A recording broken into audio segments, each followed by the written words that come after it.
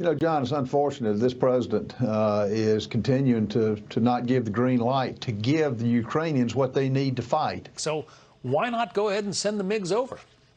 Well, this president's sending the message to the whole world that he's just inept. He's not going to do it, and time is running out. And, you know, if this isn't a case for really taking seriously impeaching Biden, I don't know what is. We're seeing on the national, on the world stage, a humanitarian crisis like we've never seen before. Republicans want to impeach Biden if he doesn't support war. South Carolina Representative Ralph Norman, who you may recall in 2018 pulled out a loaded gun in a meeting, said that Biden should be impeached if he doesn't support a full-out war with Russia.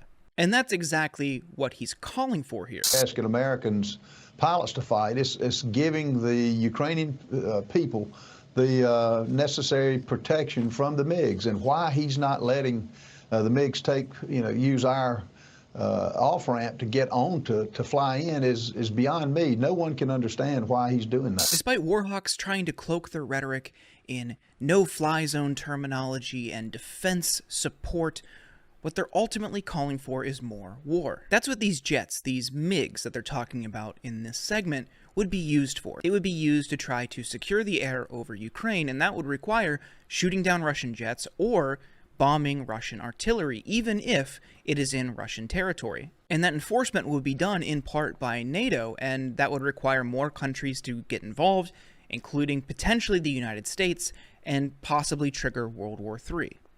Retired Air Force General Philip Breedlove admitted just this in a March 3rd interview with NPR. A no-fly zone, if it is truly a military no-fly zone, is essentially an act of war, because that means you are willing to enforce it, meaning those who violate it, you would shoot at. And probably what would happen even before that is if there are defense systems in the enemy's territory that can fire into the no-fly zone, then we normally take those systems out, which would mean bombing into enemy territory. So no-fly zone is a big step, and we all acknowledge that. He then went on to warn about this sort of escalation is even more dangerous when you're dealing with a nuclear power like Russia. So what's really driving this ideology?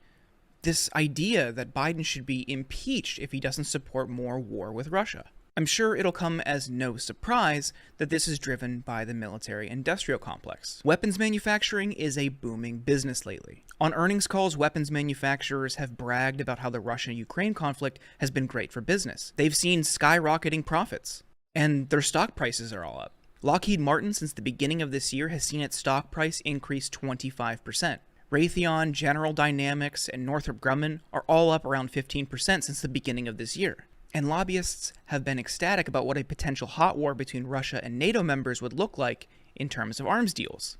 It means more government contracts for their clients because the United States already exports 40% of the world's weapons. So if NATO gets more involved directly, as Norman is arguing here, that means more weapons exports to NATO member countries, which means more government contracts for weapons manufacturers here, which means greater profits for those companies, which ultimately leads to bigger paydays for investors. And they're already reaping the profits. Since 9/11, $2.5 billion has been spent on lobbying for weapons manufacturers. And that led to $7 trillion in government contracts for these manufacturers. That is a rate of return of 280,000%. That is insane. So it is on all of us to demand a greater focus on diplomacy in the face of the military-industrial complex's bloodthirsty quest for more profit.